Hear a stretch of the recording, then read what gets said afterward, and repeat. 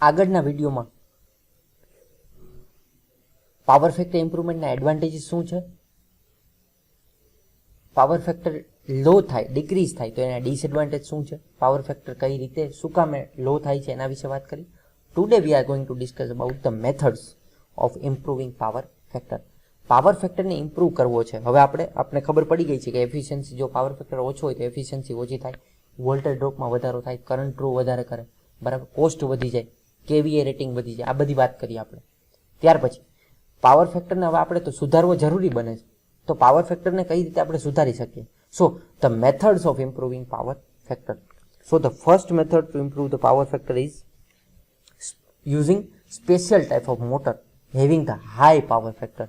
બરાબર, energy efficient મોટરની આપણે વાત કરીને આગળ પણ, બરાબર, ઉચ્ચ એટલે કે વધારે ઊંચા પાવર ફેક્ટર વાળી ખાસ પ્રકારની મોટરનો ઉપયોગ કરીને આપણે પાવર ફેક્ટરને ઇમ્પ્રૂવ કરી શકીએ.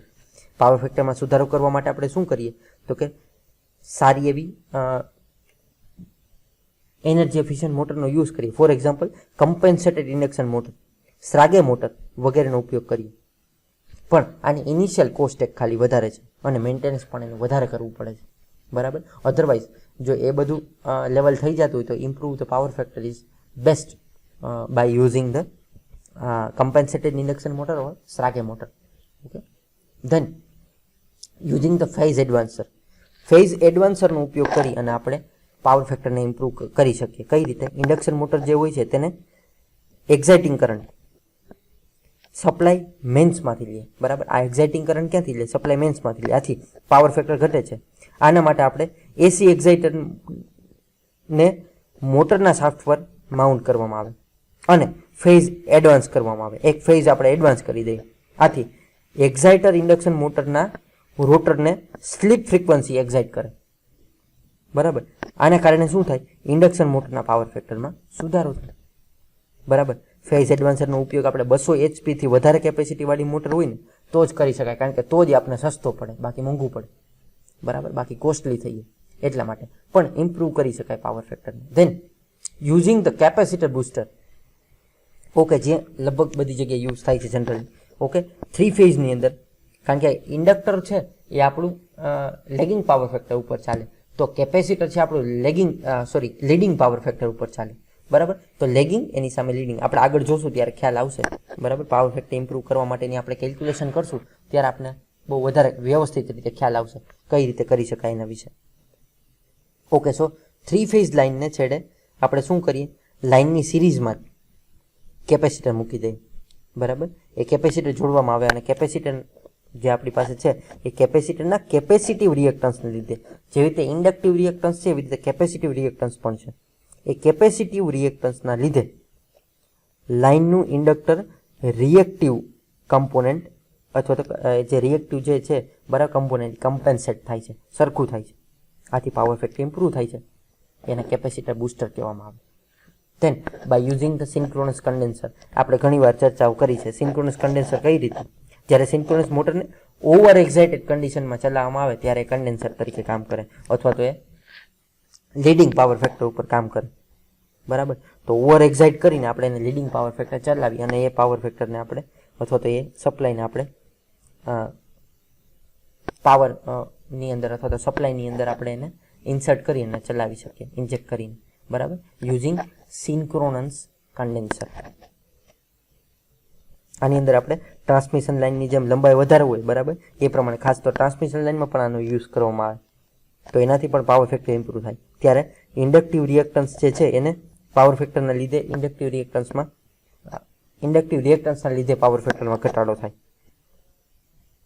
બરાબર. આથી આ પાવર ફેક્ટર જે છે એ આ પાવર ફેક્ટરમાં આપણે સુધારો કરવા માટે લાઇનની અંદર રિસીવિંગ એન્ડ ઉપર, બરાબર, ઓવર એક્સાઇટેડ સિન્ક્રોનસ મોટર ચલાવવામાં આવે. ઓવર એક્સાઇટેડ એટલે આપણું કેપેસિટિવ લોડ આપણે મળી ગયું, બરાબર, અથવા તો કેપેસિટિવ રિએક્ટન્સ આપણે મળી ગયું, બરાબર.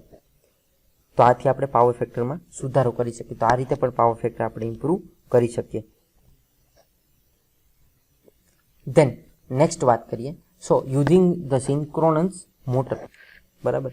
જેવી રીતે સિન્ક્રોનસ કન્ડેન્સરની વાત કરી એવી રીતે સિન્ક્રોનસ મોટર આની અંદર પણ ઇન્ડસ્ટ્રીમાં શું હોય તો કે આપણે જે આ સિન્ક્રોનસ કન્ડેન્સરની વાત કરીએ આપણે ટ્રાન્સમિશન લાઇનમાં એને યુઝ કરીએ છીએ, કારણ કે એ પણ એક ઇન્ડસ્ટ્રીનો આપણે ભાગ કહી શકીએ, બરાબર.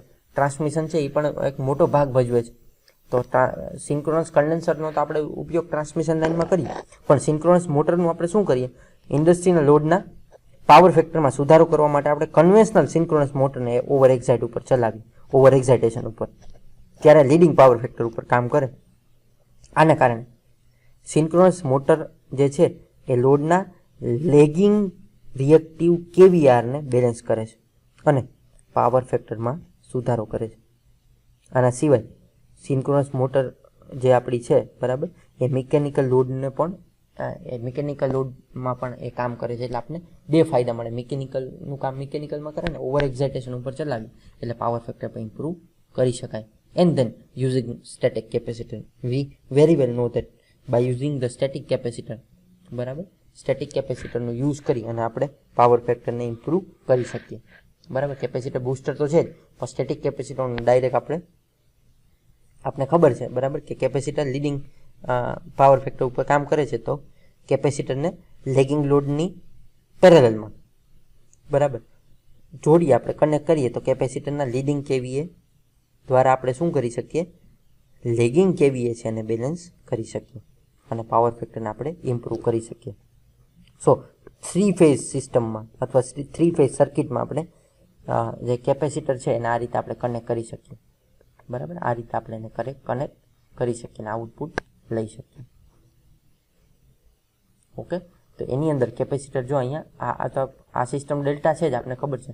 અહીંયા ડેલ્ટામાં પણ 3 ફેઝમાં જોડી શકાય, એમ જ સ્ટારમાં પણ 3 ફેઝમાં કનેક્શનને જોડી શકાય. તો આવી રીતે આપણે પાવર ફેક્ટરને, આટલી પદ્ધતિથી આપણે પાવર ફેક્ટરને ઇમ્પ્રૂવ કરી શકીએ.